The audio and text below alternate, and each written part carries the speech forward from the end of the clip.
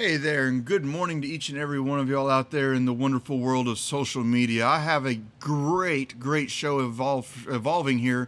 I've been on the Zoom call with Courtney and Sharon for the last half hour discussing this topic, and I think it's something that's going to be extremely good for each and every one of y'all out there watching right now, because we often, as real estate agents and investors, kind of have a what would you say? We kind of have a uncertain relationship between the two of us that can really be bridged through just some common knowledge of what each of us provide value in. And Sharon, as a real estate agent as well as an investor, and Courtney, as an extremely successful investor out there, both have their opinions on how to solve this problem between real estate agents and real estate investors. So I'd like to turn it over for those of y'all that have never met Courtney or Sharon. They are absolutely out there crushing it, and I'd like to turn it over to them and give them an opportunity to bring in their points of view. How are y'all doing, guys? Hey, Daniel. I just want to say thank you very much, man. I'm honored. Thank you for having us come and share. It's always good to chat with you. Thank you Thank so you, thank much. you. Well, good So, stuff. Well, you guys, I want to share just a little bit more about myself, and then and Sharon, she'll get to introduce herself. But I love the Propelio group. I love what Dan's doing on a large scale and on a small scale, right? Like on the small scale is he's the way he interacts in his community, the way that he helps investors, on a case by case basis, but also what he's doing for the investor community as a whole, whether that's through the Propelio software or Propelio Academy.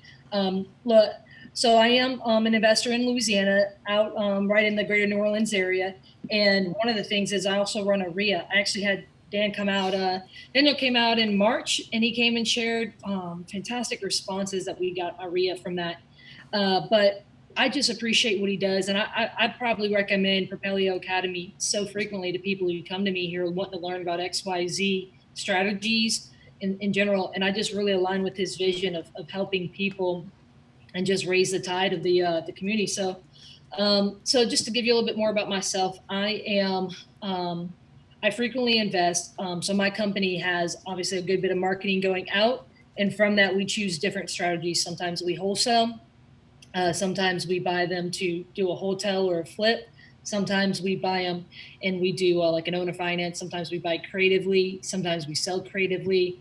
And I also frequently do, there's two things that I frequently do: pre-foreclosures and complex deals. Obviously, pre-foreclosures is something a lot of people know about. But complex deals, what I mean by that is I frequently do like properties that have title issues, or like, for example, yesterday I just went and changed the locks of where property in New Orleans where I bought 50% ownership in a double.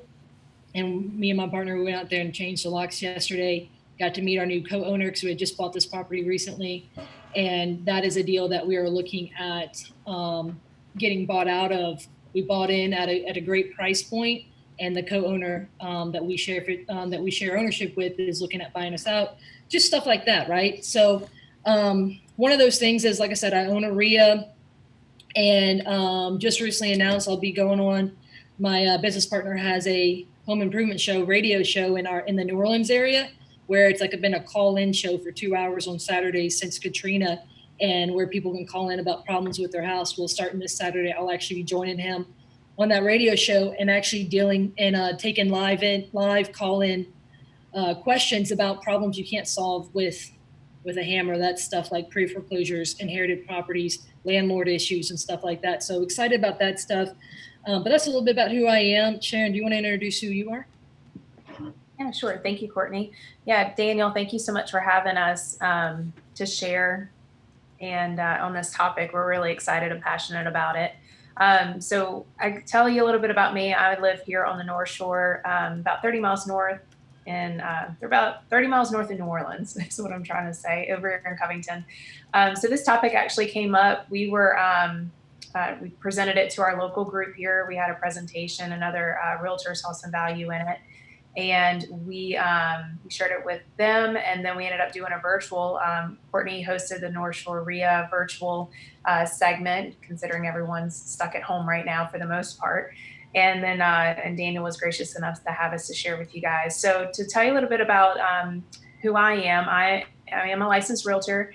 here in Louisiana. I actually got started back in 2006 in regards to actually for investment work. Prior to that, I wanted nothing to do with real estate, believe it or not.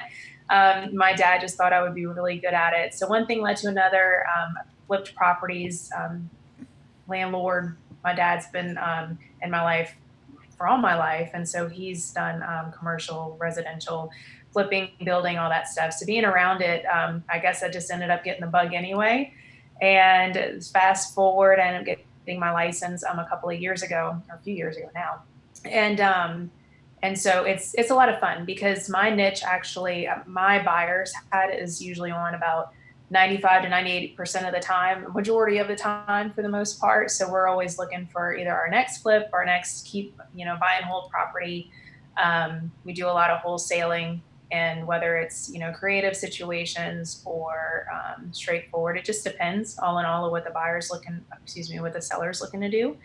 And so I actually really, really love going into different properties and seeing the type of situations that are, in front of us to try to help a seller with when they thought their only way to get out of something was to list it, or they just really, really didn't know. And so being licensed, we can help them with that. I'm part of a team to where people can get helped on the listing side and they can get helped on the buying side if that's something that's in their cards to do.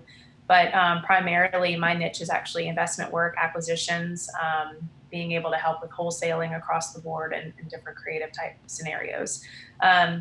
So, I have a passion for doing what's right and being able to create those long-lasting relationships with professionals and sellers, and it being a win-win across the board for everybody. And that's something that makes me happy, because otherwise nobody's getting what they're looking for at the end of the day if you can't help everybody.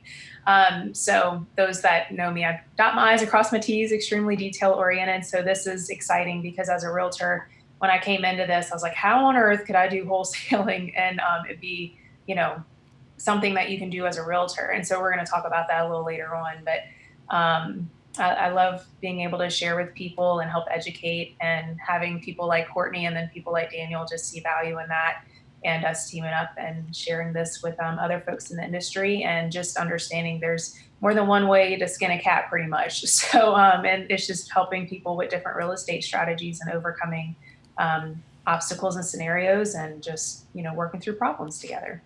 So that's it. Well, so now that you know a little bit more about us, one of the things is Sharon and I are going to talk about a few different topics here, but obviously you came here for some reason. Maybe you're a wholesaler, maybe you're a realtor, or maybe you're a mixture of both, and you're trying to understand how can you work together? How can you, at the end of the day, most people are in this to make money, right? So obviously we're going to hit that point too, but I want to real quick talk on a few things. First of all, look, let's tackle the elephant in the room, which is there's bad blood between agents and investors in a lot of markets, right? There is some sort of, look, at the end of the day, let's talk about that. Where how many times do realtors not want to work with wholesalers or investors because maybe they're always asking for comps, but they never provide them anything, or they're constantly taking their time but not actually buying, or vice versa. They just want to, or whether it is they're trying to make 100 lowball offers. Some agents don't see the value in working with investors, and on the other end, some investors say, "Hey, I don't see the value in paying real estate commission. Why do I need to hire a realtor? Why do I need X, Y, Z?" And there's just kind of a divide there. And so part of the thing that I focus on with my RIA is bridging the gap, and also with my company is utilizing realtors and working alongside them. I'm not fighting them. I'm wanting to work with them, because most sellers, the first person they know to go to when it comes to real estate is a realtor. And if you're blind to not seeing that reality, how that could benefit your business, that's okay. I'll still maximize that opportunity if you're not going to. One of those things is that I make it a priority to bridge that gap with realtors, because I see that value. Now, if you're a wholesaler, there's a lot of times that I'm going to talk about a few different ways that you can work with realtors and you can entice them to work with you. So we're gonna address that part as far as how you can make that pitch to them to where these realtors are going to want to work with you. I'm also going to give you some ideas and some ways that you can pitch how they can make money doing, sending stuff your way, things along those lines. and how there's ways you can do it that's above reproach, right? There is definitely regulation, there's definitely compliance issues and things along those lines that we're going to address. But I want to talk real quick about why wholesalers bring value to the marketplace, because I know that there's definitely realtors who don't think that wholesalers bring value. They're just trying, hey, maybe they just think that wholesalers are trying to take sellers and buyers that they should be working with. And then on the other hand, I think there's some investors who don't see. How many times as a wholesaler have you come across a buyer who's like, well, you should only make $1,000 or whatever. Like, they get upset whenever you make a certain amount. Look, my friend Brent Moreno made a great example one time with buyers. She said, look, if I offered you this property at $100,000 and it was a smoking hot deal for you, and say you were going to make a good solid 50, 60 in profit from the renovation, would you still want to do that? He said, oh, absolutely, send me those deals all day long. He said, okay, what if I got that house for $1? Would that change your response? And the idea there is, a lot of times you'll get some buyers who will cringe up and they're like, you shouldn't be making that much money assignment contract wise or whatnot, right? But at the same time, a lot of times, Brent goes on to say, I love it, and I've taken this from him and incorporated in my company, where he says, when a lot of times you'll see buyers starting to negotiate with you, okay, what's the least you need to take on this wholesale deal, right? Maybe you're advertising at the wholesale price is that $100,000. They're like, okay, what's the least you need to take? What do you need to get to be, to sell this deal to me? And you've got multiple people looking at the deal, things like that. Look, I'll tell them the only thing you're negotiating right now is whether I'm going to call you back or not, right, on the next deal. And so a lot of times there's this mindset with buyers where, they want to still get a steal and they're trying to figure out what is the value of a wholesaler in the marketplace. Hey, look, if you guys, the last few years, the value of a wholesaler is giving you actual deals, because deals have been scarce. There's been way more cash buyers than deals. And so, look, I want to talk about the value mostly, though, of a wholesaler when it comes to in the marketplace, when it comes to dealing with realtors, though. Okay. So when it comes to that, guys, look, there are wholesalers in every industry. You've got them in the, the retail industry. You've got them in the food industry. You've got them in medical industry, the car industry, just you name it, right? People who get things at a good price and then they resell them with a markup, right? That is in every industry. So first of all, if there's people who are in an industry who are struggling to see a value, they just haven't come across a wholesaler. As far as my thought is, they may not be even in any other industry, right? Because like if they were in, like, say, the restaurant industry, they would absolutely understand that their food comes from someone who's a wholesaler, right? They get it at, maybe they get the restaurant equipment at X price and they sell them to them with a markup, right? True business people get it. They get the business plan. So one of the very first things is there's a wholesale component in every market. But I want to tackle why we're not stealing value away from realtors, that we're actually only adding it. So first of the thing is, obviously, we're going after distressed sellers, which that is like 5% of the community, right? They're not. Whenever I deal with people, when my company disqualifies people and we go through and we're asking qualifying questions, we're asking on multiple occasions, hey, why didn't you just list it with the seller? Sounds like a great property.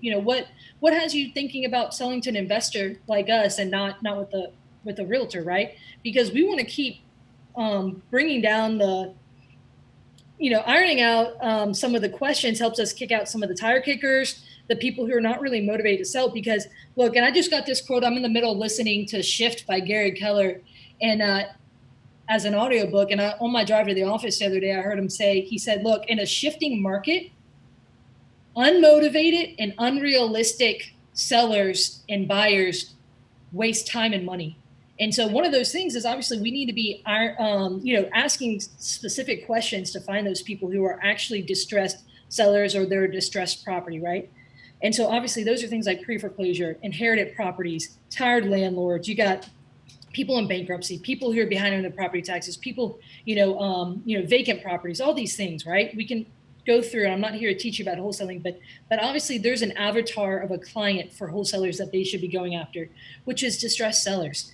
And one of those things is, understanding when you actually get around. Recently, I went and I had the privilege of going and teaching the top 20% producers for Keller Williams in my marketplace. And so I'm getting around the people who are on billboards and they're on commercials and things like that. Some of the top agents in our area, and obviously Keller Williams is a huge brokerage.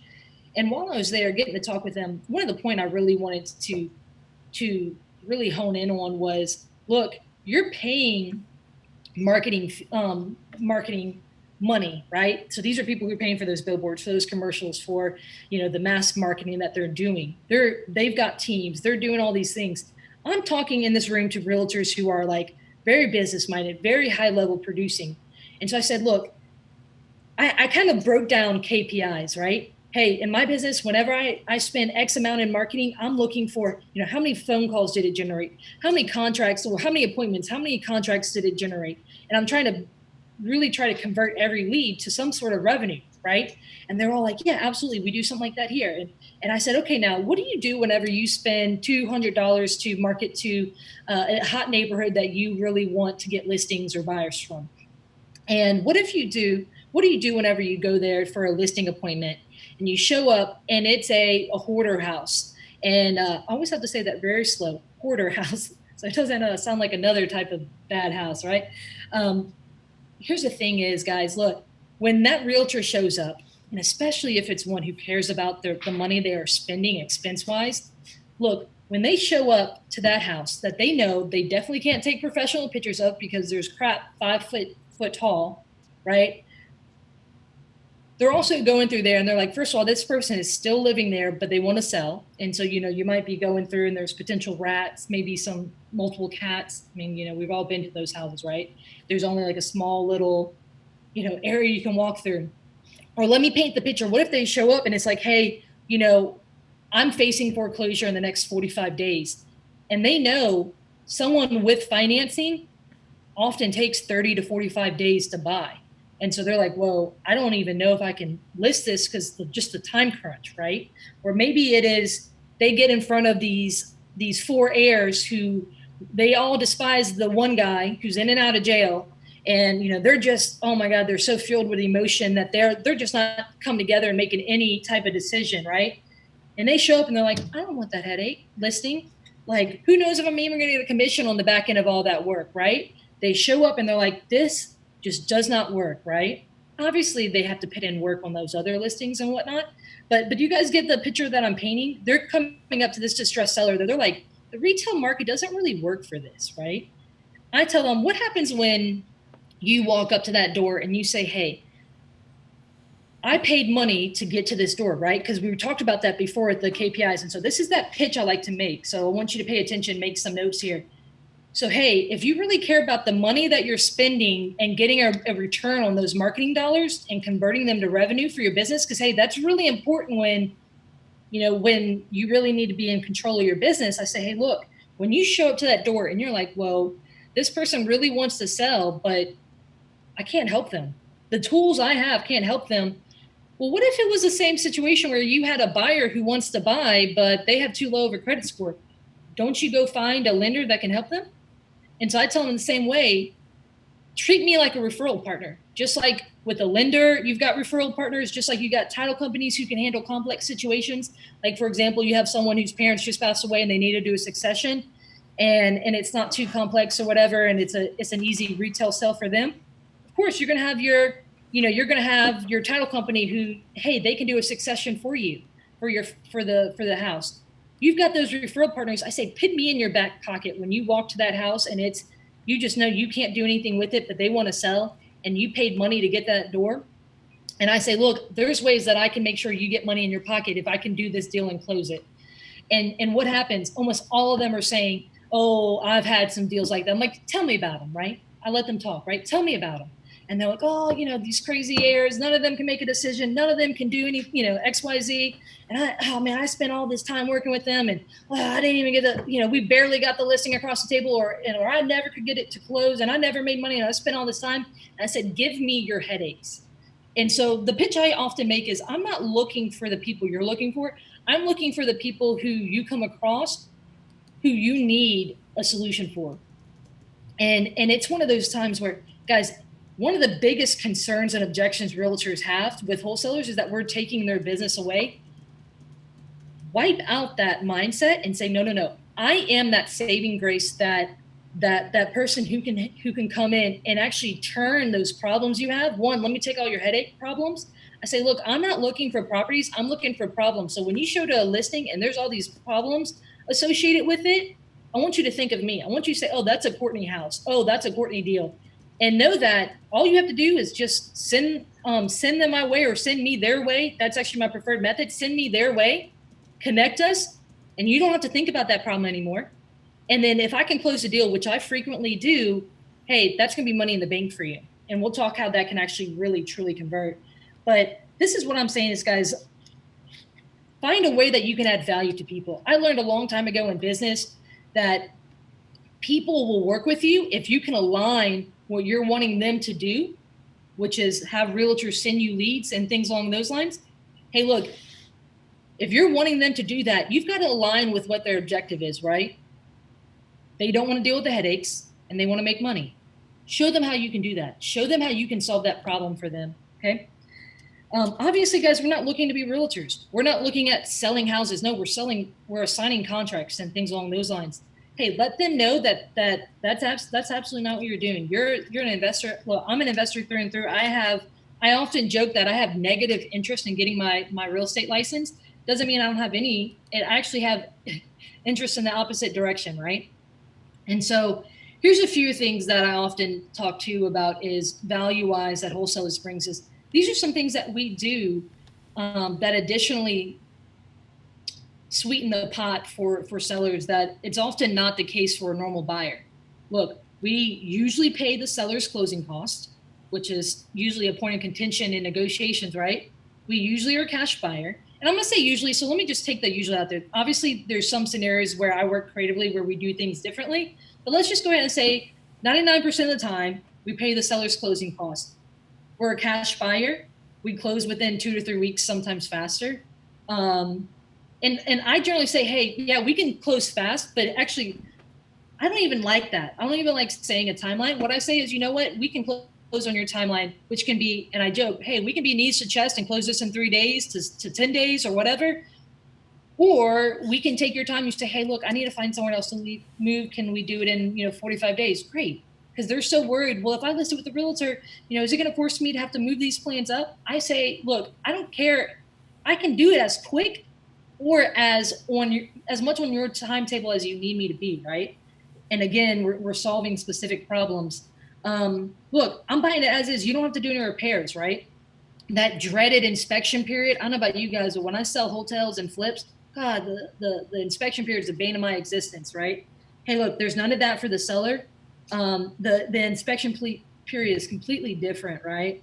And then there's times where we've inherited tenants. Not my favorite, but we've done it. There's very limited showings in the property. That's a big thing right now with COVID, right? And sometimes we can assist with relocations. Man, I've bought U-Haul trucks. I've brought boxes. I've helped with, paid for a few nights in a hotel while they were waiting for the big check to cash at the bank from the proceeds from the sale. Look, there's a whole bunch of stuff we've done where we've gone above and beyond, where we were more of a solution for the seller than a normal buyer. And so there's things like that, y'all. Look, but ultimately, pitching your value, handling those objections head on, right? Hey, we're not trying to act like realtors. Hey, we're not trying to go after 95% of the population or 95% of the listings and stuff like that, right? We're not trying to take a realtor's work away from them. We're not a threat. We're one of their biggest assets of turning dead and dying leads into money, where they don't have to do any other work but make the connection, just like any good referral partner is, right? Any good referral partner in business, that's actually marketing wise, guys. Did you know business to business referrals is huge in the business world, right? That's a huge form of marketing. And that's one of those things where sending business each way, making money that way, hey, that's a huge and normal part of business. We want to become someone's biggest asset, right? Rather than just a threat to their livelihood. And I think that's a huge part about it. And look, so anytime I talk with people, hey, look, I'm here. Feel free to call me, text me if you have any questions, you have any problem clients, anything like that, anything real estate investing, call me. I want to make myself a trusted advisor for the community. And again, I want to narrow down any objections that they have or that I know that are general objections for realtors. I just want to tackle them head on, right? Don't avoid them and just say, look, I know a lot of times people fear that, like, what are these wholesalers? What are they doing? Look, whenever I use wholesaling as an exit strategy and I work with, really, it's one of those things where I'm trying just to build a marketing giant, right? This company that just has a huge train flowing in of leads. And so, and yeah, wholesaling is one of the things that we do, but it's one of those things where I want to become that trusted advisor in my community, and I want to become an authority, right? I talked to you about all these different things. Look, I just rolled out some new branding, your local real estate solution. I have obviously, guys, I don't know, you have Propelio websites, things along those lines, for, sellers, for buyers. Look, I created this website and this brand as a hub for everything I'm doing. It's got my RIA information on there. It's got places for private money people to inquire. It's got places for sellers, for buyers, and even for local professionals, how they can work with me. It's got testimonies on there. It's got social media. It's got my information. It's got resources. It's got affiliates. Look, it's like a hub, right? Because I'm continuing just to pound the drum and really hammer it in that I am the trusted advisor and I'm really the authority on real estate investing in my market. And I want to have a place I can send people, oh yeah, absolutely, go check out my site, right? Or whatever that may look like, to give them resources and anything I can do to help y'all. I'm here to help. How can I help? And it just comes down to people do business with people they trust, right? And so, so that's a little bit about what I'm seeing as far as value. That's how I see it, right? Adding value to realtors and not really being a threat. And I think that's one of those big things that people fear, right? Realtors are they feel so competitive and threatened, and so there's that bad blood, that fighting and whatnot. Tell me this, Sharon, what are your thoughts on just that in general? How have you seen other realtors react? How have realtors, because I know you're, with you being licensed and being on a team, you're on a top producing team, and with the Keller Williams brokerage, which is a really well-known brokerage. How, in general, how have you seen realtors react? What are some ways you've seen realtors react to just the whole idea of wholesaling? Has there been some, hey, I feel threatened? Has there been some confusion? More confusion than anything. So, and I think that's why it's been so great and important that we've been able to just come to them and help them, really get an understanding.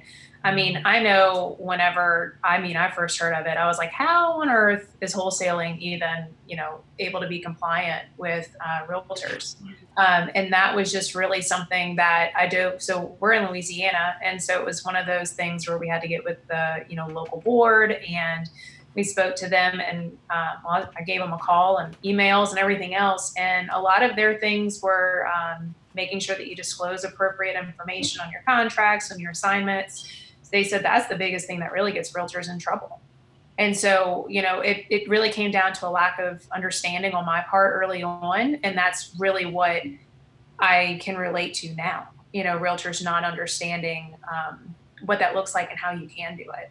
So, I think that's probably been the biggest thing in helping educate, for sure. Look, one of my mentors taught me this a while back, but when it comes to all the creative stuff and the complex stuff I do, he says, Courtney, look, the confused mind says no, right? And so I have found that you win more people with education. You win more sellers. You win more referral partners or bird dogs or whatever. You win more people with education than you do just kind of talking at them, right? And so, hey, look, showing them and educating them helps them understand, because truly the confused mind does say no. If they don't understand, they're like, I don't know about all that, right? And they start walking away from it. And so a few things is just understanding the compliance part, which you can talk to in a bit. But Daniel, I know a lot of people are asking questions. I see it on the feed. They're asking questions about the payment part. I think it'd be a good time for us to jump into that, how we structure paying people, because obviously, look, making that pitch to them is one thing, But secondly, it is obviously we want to address, well, how do I get paid for this, right? Like if I'm going to do X, Y, Z, how am I going to get paid? So I've seen quite a few questions come in, and I've kind of boiled them down to the top three.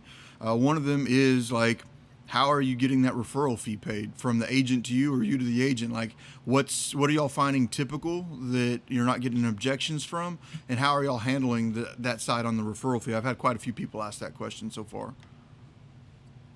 Okay. You want me to touch on that one first, or you want to grab that one? Let me jump at it as an investor part, and then if you want to pull up in your role as a realtor, how you operate it, because you're licensed, right?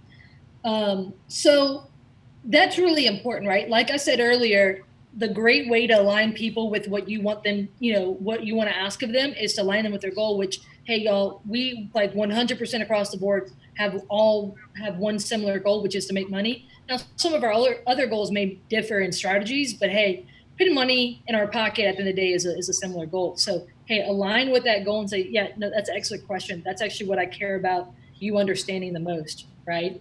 Is how you can get a check from me.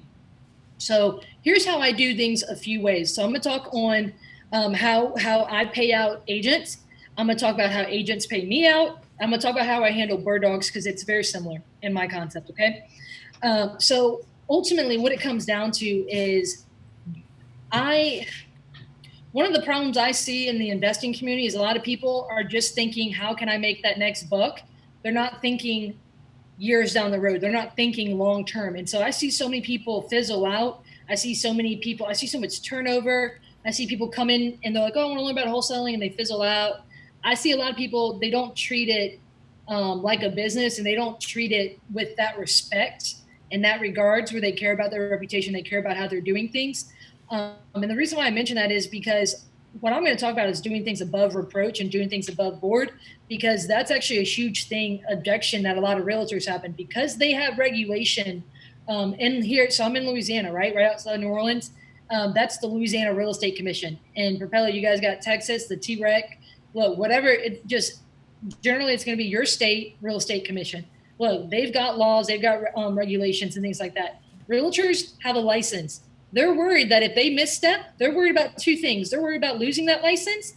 They're also they're worried about their brokerage, because generally agents, you've got their broker on top, right? Who at the end of the day, that's who they hang their license with. At the end of the day, that broker's assuming liability for that agent, and so they fear that, right? Anytime I deal with an agent, so this is the first thing that I want you to hear, and it's probably going to be the thing I'm going to repeat very frequently, is anytime I deal with an agent, I'm going to also deal with their broker, because they're not the ultimate one who's making decisions there. And it can often come back and cause issues on the back end if I'm not dealing with that broker, because their broker is the one who's vouching for them, who's assuming liability and things along those lines. So what I'm going to do is at the very beginning say, hey, look, I would love to work with you. Look, I would love to have coffee, love to have lunch. Obviously, that's a different scenario with COVID, so adjust accordingly. But I'd love to talk with you guys a little bit further about how we can work together. Hey, have you talked to your broker about this? Have you, I'd pitch it out like that, right? And bring their broker into the conversation, because, hey, if their broker is absolutely not interested in them having any involvement in this, that's a hurdle that, hey, better not do a whole bunch of work on the upfront, getting them out doing work, and then all of a sudden the broker is like, no, hit on the brakes. We're not doing that. A lot of times it is generally because the broker doesn't understand. Again, that confused mind says no. And so there's going to be some education. And so I just like to bring the broker in up front, right? And talk about it, what we're going to do. And again, pitch in a way where I'm not taking business away. I'm helping you guys convert more revenue into the business, right? Those dead and dying leads. So what I'm going to do is the very first thing is I'm going to ask them, hey, have you had this conversation with your broker? A lot of times I have already created relationships with different brokers, so that, oh yeah, that's great. I know him. We've talked before, things like that. So it's not a new relationship for me with that broker, but let's face it, I can't deal with every broker in town. There's so many large brokerages. There's so many independent brokerages. There's just so many of them. Look, I may know them. I may not have a relationship with all of them, but I'm going to do my darnest to talk with them and know them just in my general networking, right? So the very first thing I'm going to do is I'm going to get that broker involved. And then, so there may be some education there. Again, you're a trusted advisor. You're not there come just to say, the pitch is not, hey, send me your dead leads. Honestly, if you send that pitch, it's not going to get, it's not going to get a lot of traction. But if you say, hey, this is how I can provide value for you guys.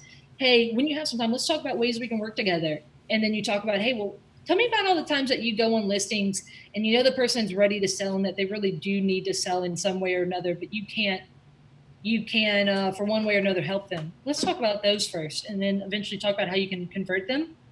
So now that you've got the broker on board, and now that they understand the value of what you're bringing to the table, they're like, yes, how can I get money out of this? The next step then is going to be, look, here's the deal is, I want to make this an easy process for you so that you don't have to spend a lot of time building systems for it or whatever. Here's what I'm going to do is I'm going to have you send, anytime you come a scenario like that, right? You come across that scenario where you're like, oh, okay, this is a Courtney deal. This is a deal that goes to, so-and-so.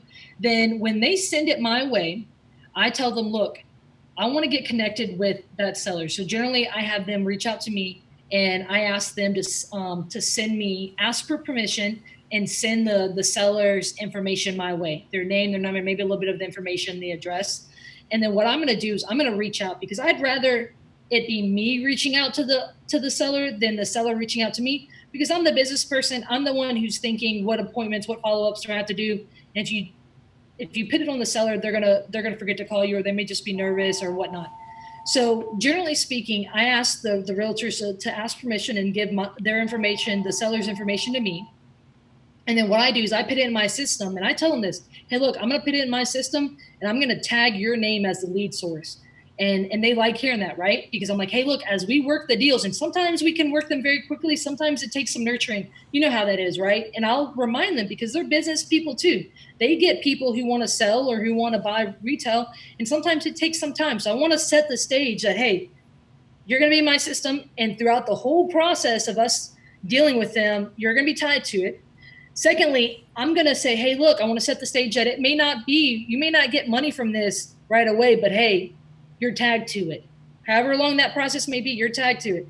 Then down the line, I'm going to say, hey, look, we're going to work this thing and we're going to find out if this is something where they're truly a better fit for you and we can come back around, we're going to send them back to you, right? So they know that my lead is safe. And it may come back to me. Oh, that's exciting. If it really truly could be something where it's a better listing situation. But generally they know a lot of times, hey, it's probably gonna be a better deal for us to work. I'm gonna say, hey, look, we're gonna work that thing. We're a dog with a bone. We're gonna work that thing until we actually can't. And look, if there's anyone who can make a deal work, it's me, right? I want to build that trusted confidence, because if people are gonna send leads to you, they want to feel that you are trustworthy and that you're competent. So, hey, look, if anyone can convert a deal, it's gonna be me, right?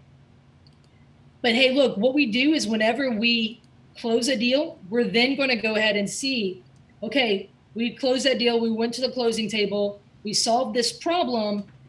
Now, when we look at that lead source, my team knows, okay, we got to pay out the lead source if it's a referral. Okay. So I'm walking them through, because I'm setting the stage that they're not getting paid until it closes. So they need to know, so that instead of just saying, hey, we pay $500 only when it closes, I'm going to set the stage for them, right? Whenever I have someone who's truly a good referral lead, I'm going to build them in as like a part of my team. I want them to show the process, to have faith in my process, right? Hey, when we go to closing and we know that it's a lead that comes from us, this is what we do next, right? So I'm not licensed, right? I don't care to be licensed. I'm not licensed, and they are licensed. It is not legal for someone who is licensed to then go ahead and pay someone a referral fee who is licensed. At least in Louisiana, check your state. I'm not an attorney, not a CPA, all that jazz. Go check your local state. But generally speaking, I'm not licensed and they are licensed. And so I cannot pay them just a flat referral fee. And I don't do that from my personal self, and I don't do that from my real estate company. What I have done, and again, this goes back to that conversation, how I treat this like a business, and I'm above reproach so I can deal with some of the top producing agents and brokerages.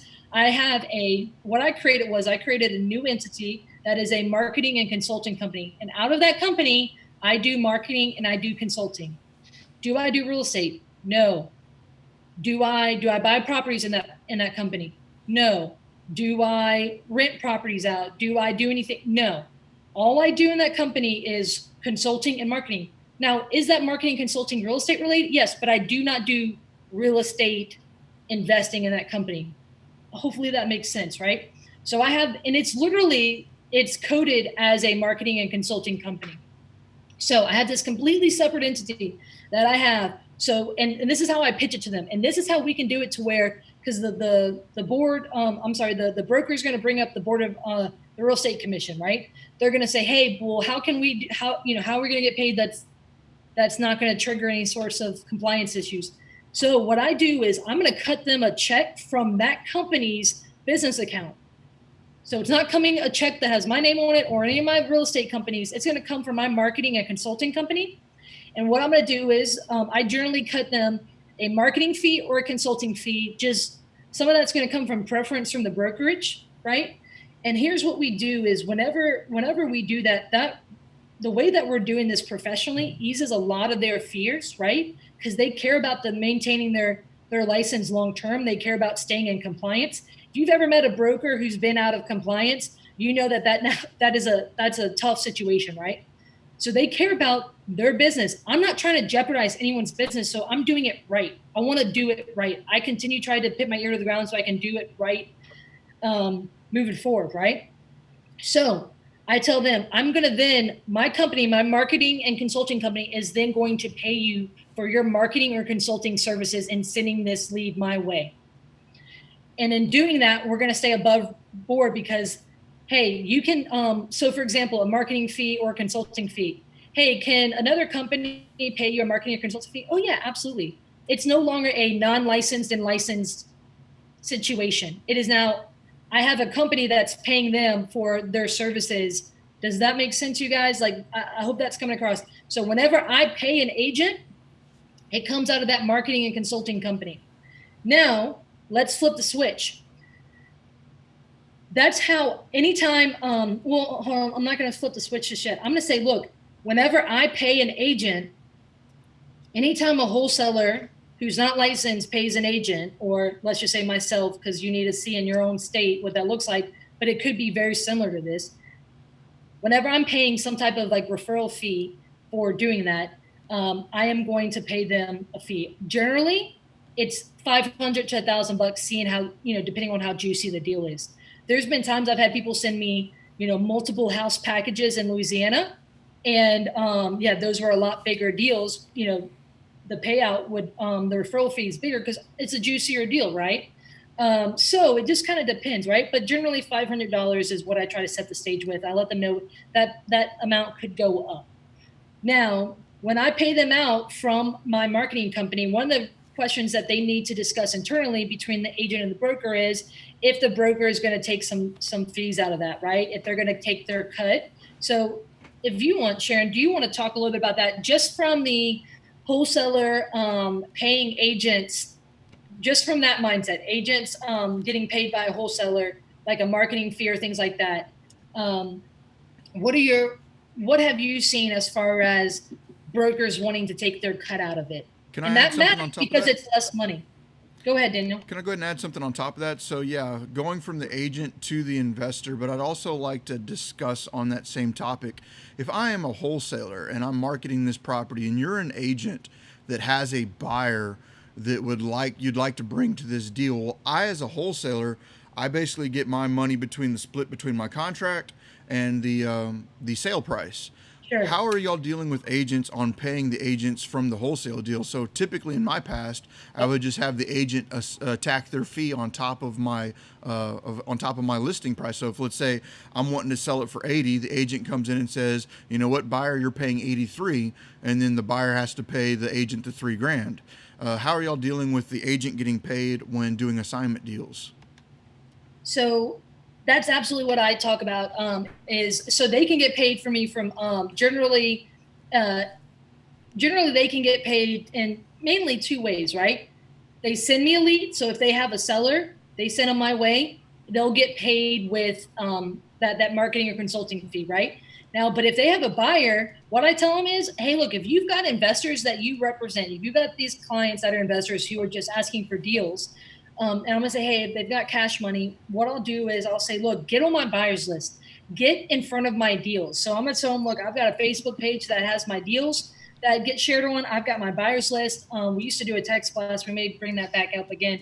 Like, hey, get in front of my deals. I got a website that has my my deals on it, and pay attention. Keep an eye out for my deals. And if your buyer is interested, I've got a deal right now that at 11 o'clock, an agent brought their buyers to go see it. It's vacant. I just sent them with the to go see the property. Look, this is what I tell them to do.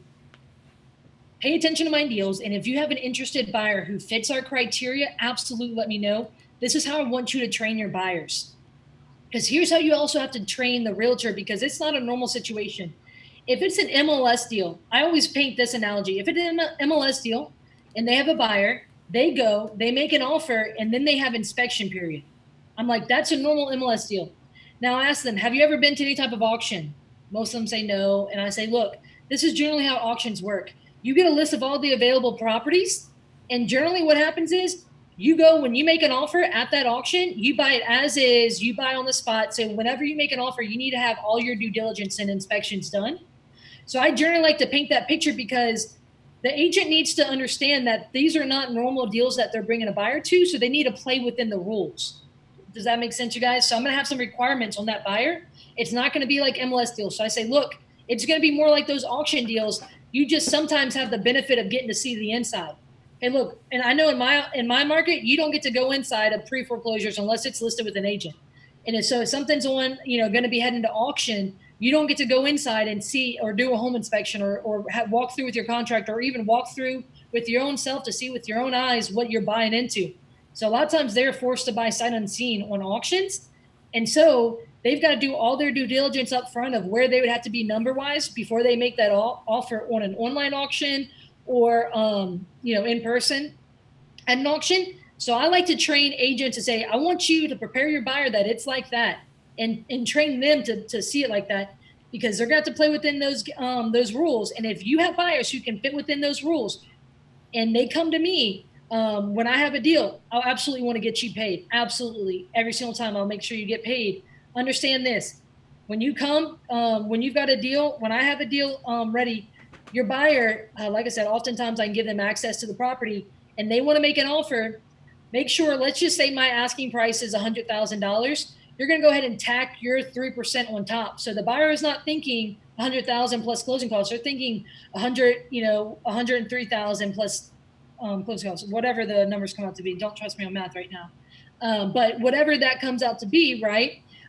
Because you don't want to just say,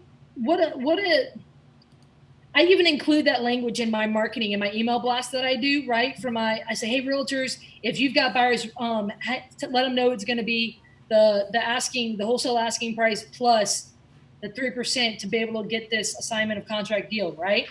So they need to make sure that their buyers are seeing that, because if not, they're going to set up their buyers to be disappointed if it then becomes 100,000 plus the 3%, and it just throws them off, right? So I tell them, go ahead and look, here's what we do. We pay them so we don't have to worry about a licensed person or non-licensed person, a marketing company, a non-market, any of that, right? We say, look, go ahead. We'll, and if we accept their offer, because we get multiple offers oftentimes on our wholesale deals, and we prepare them for that. We say, look, aggressively make an offer. Understand that a lot of times we have multiple offers, because they're going to go in sometimes and they'll make offers below the asking price. I just say, hey, just understand what you're doing and train your buyers, because I want them to be able to win, right? I'm here to help you win with us, right? And make money. Because if they're not training their buyers to add the 3% on top, or if they're not training their buyers to understand that their due diligence has to be done up front, or if, they don't understand that they need to make aggressive offers because they're just going to keep losing out, we want to train them to win, because people who can win on doing deals with us will come back and do deal after deal. And I tell them, this is going to be a really easy commission for you. We'll get it paid out on the HUD settlement statement, right, with the title company. And so, and at that point, again, we bring their broker into the situation, because we need to find out who's going to get paid. And then they need to keep in mind that, like, a lot of times their broker's name is going to go on that settlement statement. So some of that money is going to go toward that 3% is going to go toward their broker. And so I let them know, hey, that's how you'll get paid out. And again, it's going to be their 3%, right? So it's just like normal commission for them. I often refer that situation to, again, the analogy. The other time I talked about the MLS and the auction buying, I say, hey, this is often like dealing with a for sale by owner, right? Whenever they bring a buyer to a for sale by owner situation, generally speaking, a lot of times the buyers have to pay their real estate commission because the seller didn't hire the agent. And so I just, kind of treat it like that, something similar that they know. Does that make sense there as far as paying out agents when they bring a buyer? Yeah, most definitely. And then I'm not sure if I missed it or not, but on the paying an agent for a lead type of thing, like, did you have a number that you threw out there as your typical?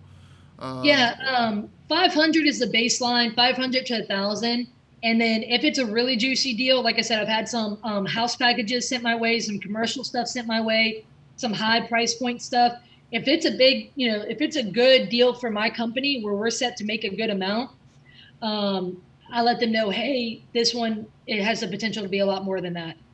It's a flexible. 500 is my general, 500 to 1,000 is my general, but it very well could go up. If someone sends me a 43 house package, they're going to get a few $1,000s from me if there's a good spread on there, right? Because here's the thing is I don't bite the hand that feeds me. I want it to keep coming back, right?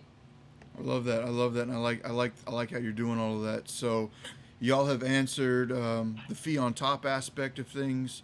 Y'all have answered the referral fee for the lead. I did have another question that came in, and y'all may not be aware of this terminology. So, if not, I understand. But there is a term called a net listing when you're working with a real estate agent. You're not getting paid off of a commission in regards to a percentage of the sale price. Basically, the seller says, I'll take 70 grand for the house. And if the agent sells it for 100, the agent just made 30 grand. That net listing type of thing. Do y'all have anything like that in Louisiana? And if so, how do y'all approach those with everything going on? That was a question that came in from one of these people over here on YouTube. So I have no personal experience with that. I don't know if they have that in Louisiana. So I can't speak to that, but it did bring up a mindset of another way that I work with agents. We can answer afterwards.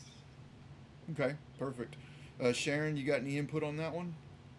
I sure don't, but I think maybe that question, Courtney, you had one for me in regards to other ways that maybe with agents being paid, I guess as a licensee. Did that get answered already?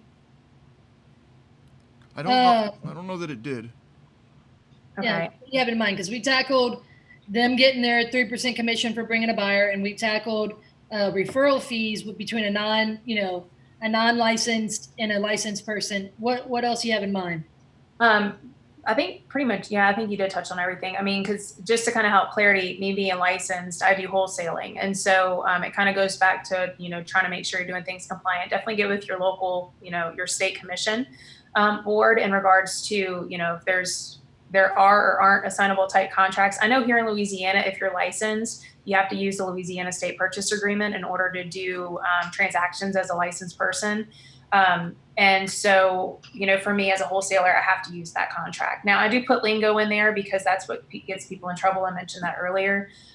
You have to make sure that you disclose whether it's in the contract, on the assignment of contract, when you're having your conversations with people, and I'll even, now I'm not an attorney or anything like that, but just to kind of give you an idea, like what I was recommended and told by LREC is to make sure that I have a disclaimer in there on the additional terms and conditions. And it says something along the lines of, it has my name, it has my company. It may disclose that I'm a licensed realtor. I'm not acting as their licensed realtor on the transaction, although I did sign a valid purchase and sale agreement with the seller, which allows me to assign my rights of that contract. Now, just remember, you're not selling the property. So even when you start marketing for that, you need to make sure that, you're putting out there what you're actually doing. And it's a lot of people get confused with, the word equitable interest. So a lot of those out there that, know what wholesaling is, whenever you have that contract, it gives you equitable interest to be able to start marketing for it, to, find your potential buyer in the sense of if you're going to wholesale it. We buy properties and our partners buy properties. So it just gives us that right to share that information with folks. But making sure that, that's in there, that kind of goes along those compliance lines that we kind of touched on earlier. And then two, making sure that you read your contracts for your state. So if you're licensed and you're not using your state purchase agreement, make sure that that's okay and you're doing the right things. In Louisiana, you have to. And like I said, we disclose that on the assignments as well. But as far as getting paid, I mean, you can, like Courtney touched on, I mean, you have seller and buyer referral fees, you've got marketing fees. I personally, to help with making sure, because like she said, it comes down to education with brokers and stuff. For me, it came down to an education thing and helping my broker understand, and she wanted to make sure that to protect everyone because of that care and making sure that things were done compliantly. I know with Louisiana, there's no regulations against marketing fees, regardless of how those are paid out. But whenever it came down to making sure there were no gray lines, I went ahead and established a marketing LLC because it was just, that was something that made them feel better. It was very clear in regards to, how I pay in and out marketing fees whenever it comes to leads and that nature. Like Courtney had explained a second ago. Do you have to? No, not necessarily. But then it goes back to, are you taking this seriously? Are you doing this as a business? Even my team leader, making sure that, he felt comfortable because, I came onto their team and they knew, what my background strategies were with, the different things with real estate. And so that it made sense for the type of scenario that I work with. And so that's what we did. And so, whenever I shoot them a lead on over, it's a marketing situation. I'm doing marketing for those types of things. Typically for me personally, if it comes down to a referral thing, it might be like if my mom lived in another state kind of thing and I shot that lead over there, then, that's kind of a referral basis type situation. At least, like I said, for my situation, every situation is different.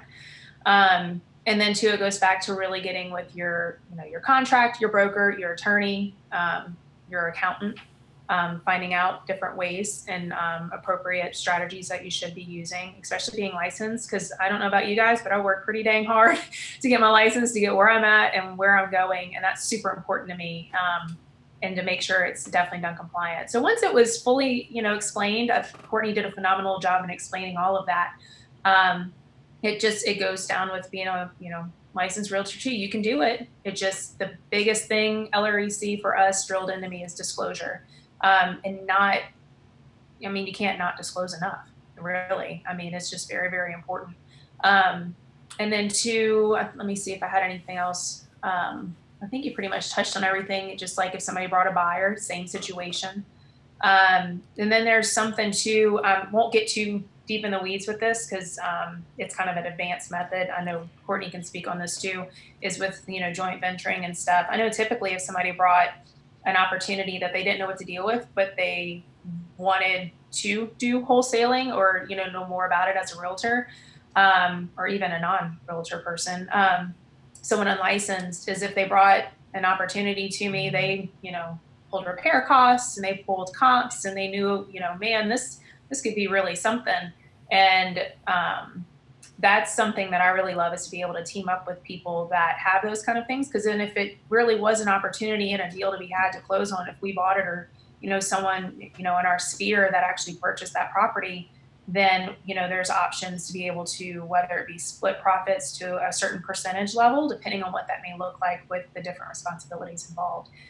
So there's a lot of different details. So if you have something like that and you want to team up with something, we can talk about those options and see if that's something, but there are qualifications that go along with that.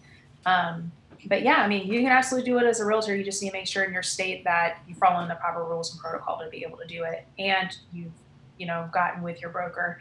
And I know with my broker, the biggest thing that they brought up was making sure that not only did they understand, but also my intent. The intent behind what I'm doing is making sure that it was kosher. It was, the moral values are there. Because when I talk to sellers, my conversation is, yeah, I'm a licensed realtor here, but most of the time I have my buyer's cap on. So I'm looking for properties that I can help someone out in a situation that they didn't think that there was any other option other than the list. And maybe they didn't want to or couldn't go down that road for many of the reasons that Courtney explained. And we can help them with those kind of things. So, but then again, they wanted to list, then, you know, we can help them with that. And our listing team will definitely take very, very good care of them with that. But yeah, I mean, there's definitely tons of ways to get paid. So don't be scared of it whenever you either meet a wholesaler or you come across something or you have a property you don't know what to do with. By all means, reach out to one of us. You know, we would love to be able to help. Well, cool. Hey, Dan. I do have one more quick question that I get quite a bit, and that is, let's say you're an agent, you have a property listed, it's a distressed asset. As a wholesaler, how should I approach you as the agent to say, hey, I know you've got an active MLS listing, but I want to wholesale it? Like, how should I approach that conversation with you to say, hey, I want to lock your property up and see if I can sell it for you? Can I touch on something with that real quick, Courtney? Yeah, go ahead. Okay, well, two things to back up really quick too, to kind of hit this head on. I think this was one of the questions you asked in regards to commissions. Just so you know, in Louisiana, whenever another agent pays another agent, it does have to go through the broker in regards to referrals. Whenever, you know, marketing fees, like I said, are a totally different thing. So I know there could be blurred lines there. So definitely, if you need further clarity on that, let us know. But whenever it comes to, you know, real estate related activities such as referrals go, you know, those monies would go through your broker, but they don't have to go through their bank account. That got brought up in our first presentation, and it was very confusing because they're like, well, of course it has to go through the broker. I'm like, well, that's where the differentiation is. There's nothing in the law that says it has to go through their bank account. So then again, you don't really foresee yourself having those headbutting conversations with your broker, because you want to be able to be on the same page and they know that, you know, you're with a caring circle of folks to be able to just work together. Because like Courtney said, at the end of the day, it's not only a win-win, but everybody gets to work together and help each other with additional profits. And who knows, it could be a listing and the broker ends up getting a win-win out of it at some point anyway. So just keep that in the back of your mind too, and just kind of how to approach those things in an appropriate and professional way, which Courtney gave great examples on. The other thing in regards to that question, I'll touch on it as a realtor to realtor situation. I actually went to a realtor that was on with me at another broker that I was with. And, you know, we had a great relationship. I knew she had a listing, and I got to looking at that property. I'm like, man, there's potential here. Well, one thing led to another. And I was like, hey, I said, I'm interested in potentially buying this property. But there's a good chance that I'll probably wholesale it. I said, because there's someone else that I know that this fits criteria for. And I actually placed that property under contract as an investor. And I still put my disclosures in there because of me being licensed. I had a good conversation with the seller, because that was important to be able to talk with that realtor, but also have the openness to be able to talk with that seller, because they can't sell me. They can't convey what, you know, we're trying to do. And two, she was still learning. So it kind of came down to a JV, but it really kind of wasn't, because she already had the listing anyway, but it still was a learning experience for her. And so I took her along for the ride, and we worked on it together in the sense of her understanding how the acquisition would work. And really, it was really simple for her, because I did most of the work anyway because of the acquisition side of it and all the paperwork and different things like that. And then we ended up definitely assigning the property, and that was a nice, she got her commission because she had it listed. I got a acquisitions, you know, I got the wholesale fee out of it, the wholesale profit. And everybody was happy. He got to closing, and we were able to work out a deal, and we had a happy investor sitting at the table to be able to work on that. And it was an investor that had just, you know, relocated here. And so they were really, really excited to be able to pick up that property. So you can do it as a licensed person, but you are acting as, you know, a wholesaler in that situation. So you just want to make sure that those conversations are had. But Courtney, as you as a wholesaler. Dan, I want to tackle something real quick, if you don't mind. So just a few things. One is, you want to position yourself in your market as a trusted advisor and a trusted resource and a capable and competent person, a professional. That professional part's important. Also, too, because that can bring in a ton of things, right? So showcasing yourself at that is, guys, look, you win more people with honey than vinegar, right? We've all heard this. you can do that professionally, because if you're being slippery and slimy as far as trying to cut corners and trying to do things like just not really care about if it's illegal or not, things like that. Look, that's a very vinegar way of doing things. You're just going to be slippery, slimy, and falling. I want to be more like honey, where I want people to stick to me and keep coming back, right? So in ways with that is I want them to know, even if they have a listing, like say they have a situation with a seller and they go and they do the listing, I want them to know they can always come back around to me. I want to be that resource. I want them to be thinking of, oh, that's a Courtney deal. Oh, that's a Courtney house. That's a Courtney situation. And that they keep coming back. If that makes sense, you guys, make yourself that type. One thing I want to say is when dealing with sellers, one way that we provide value and we work with an agent is there's an agent on my team who a lot of you guys may know. So obviously industry standard is 6% real estate commission. 3% goes to the listing agent, 3% goes to the buyer. That's pretty industry standard for houses. One of the things I do is I've paired up with someone who has what's called like a discounted listing. It's an actual full brokerage that is a discounting listing service, and that's a huge point of contention for agents. So I want you to tread lightly with this situation. But there is someone in my market. There's a brokerage in my market that offers a discounted commission rate. So it's cheaper for people to list with them, right? And so what it is it runs about 3.5% generally. 1% will go to the listing agent, 2.5% will go to the buyer's agent. And I still have a top producing agent working with us who's at a discounted commission rate. And what we do is we send all of our retail leads to that agent, and we have an agreement where we work out where, hey, we're then just a marketing company for them. And through all of our marketing, again, like I talked about, we've got that train rolling that is doing a ton of marketing. What we do is anytime we have someone who's a seller who wants to sell retail, we then send them to that person. And the understanding is that we have not a percentage, we have a fee, because we're not looking for that referral. Agent to agent, they send like a 25% referral percent. We don't do that. We do flat fees because we don't want to be mistaken with anyone who's licensed and doing normal licensed behavior. We want to say, hey, treat us like Zillow that you pay to get leads from, or, Redfin, Realtor.com, whatever. Treat us like that. And so we actually have like a fee structure. It depends on the sale price, because, hey, if it's a $50,000 house, trailer or something like that they're going to sell on the retail market, or if it's a $500,000 house, there's going to be a different, fee for that for us. And now generally what we do is we say we do give some leniency. There's two ways to go about it. We say, hey, that's just the flat fee for these leads. Sometimes a little bit in-house. We say if it doesn't close, you just pay us out at closing if it's more of a personal relationship. Again, because there's ways to work with them. But I want to tell you this, that is a huge advantage of my sellers, because there's some sellers who need to sell retail. And they don't need to sell to an investor like us, but they're willing to go with them, and we can still turn that into revenue for my company, right? Because that's a dead lead. Retail leads, they're dead leads. Now, we are exploring owning part of a brokerage. Again, I have negative interest in being a licensed individual, but can I partner with someone and my partner be the licensed individual and the marketing genius as far as retail and all that? What does it look like? I know I've started to explore what it looks like because of all these retail leads. What does it look like to partner with a brokerage? My business partner do all the licensed normal retail stuff and marketing, and we just help fund and not fund, but more so fuel their marketing. We're looking into that because, look, it's blind to think that the real estate agent, the real estate role is not there, right? So that may go into finding people and adding people in your team who do flat fee listings, right? $500 just to put it on the MLS, or the discounted listing.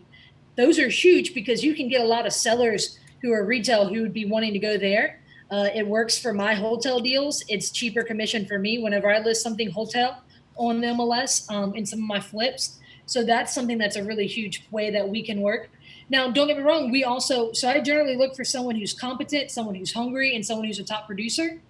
Don't get me wrong. There's also people who I work with who, it's the normal 6%, but just understand ways that you can provide value, whether that's bringing value to sellers, bringing value to buyers, bringing value to realtors.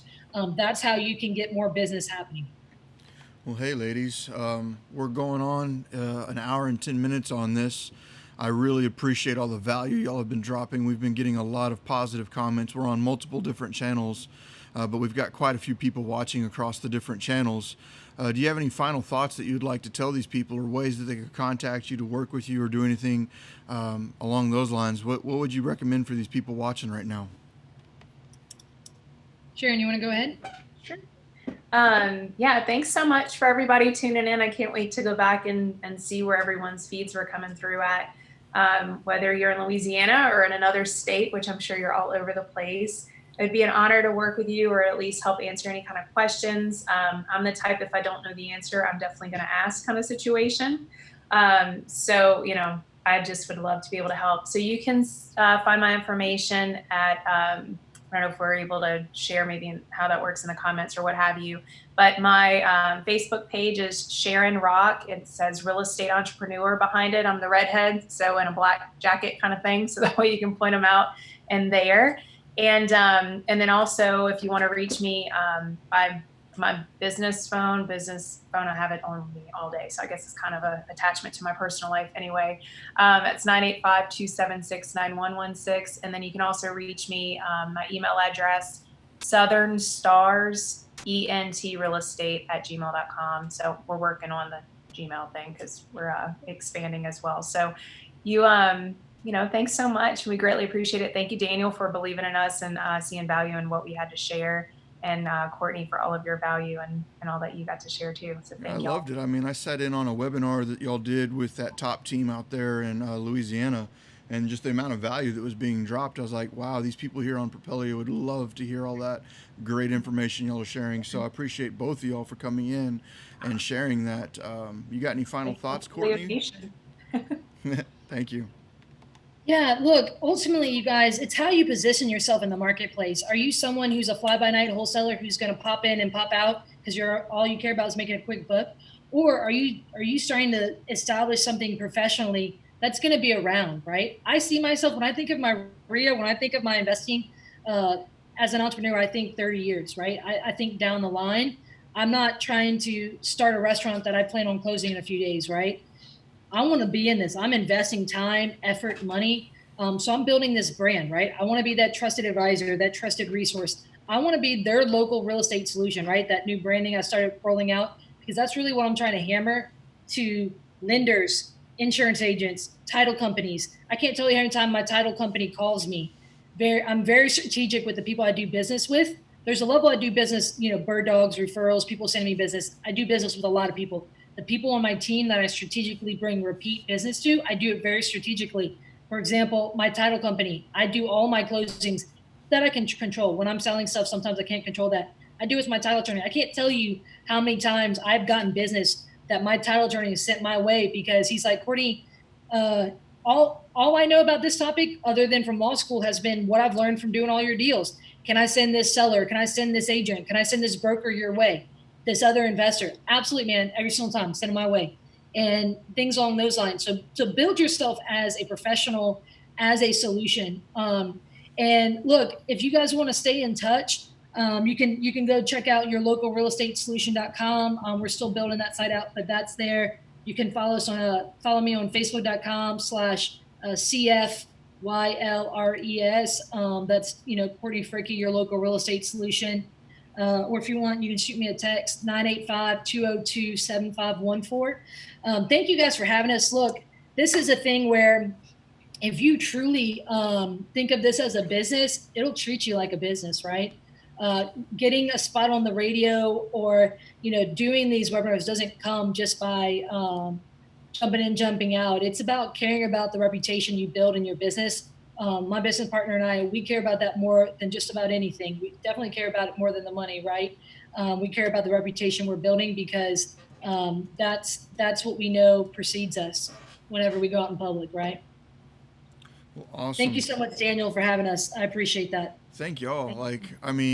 The first time I watched this, I got massive value out of it. The second time I got to sit back and watch this, I got massive value out of it. So for everyone out there that's watching right now, feel free to go back, watch this again, take notes. I've already seen quite a few people saying, I'm going to have to watch this twice. So for everyone that's still out there. You got to go back and watch it. Are you kidding me? I truly appreciate it. Like, y'all are some rock stars in this business. I love seeing the diversity come through on this. So appreciate every one of y'all for tuning in on this. I want to say thank you. For those that have never been exposed to Propelio before, make sure you go out there and check out Propelio.com. We've got access for you to go out there and get MLS comps, download up to 5,000 leads a day for your lead lists. If you're looking for absentee owners, if you're looking for high equity, low equity, negative equity, unknown equity, if you're looking for pre-foreclosures, if you're looking for any type of list out there, you can get up to 150,000 of those a month, access to your Driving for Dollars app, and you can also get access to unlimited lead capture websites. All of that all in one package at $98 a month. So if you're out there paying for multiple different services and you're looking to consolidate it all back into one, Propelio.com is your resource. And if you have never seen or heard of the Propelio Academy, you must check that out. The Propelio Academy is information similar to what you've seen today, but in a classroom style setting, all available to you at no cost to you.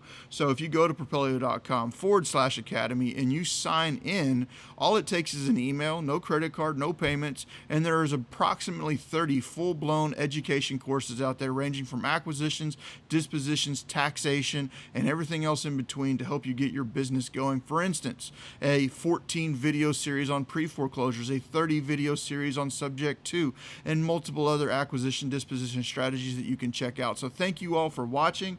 One last time, thank you, Courtney. Thank you, Sharon. Appreciate you both tuning in.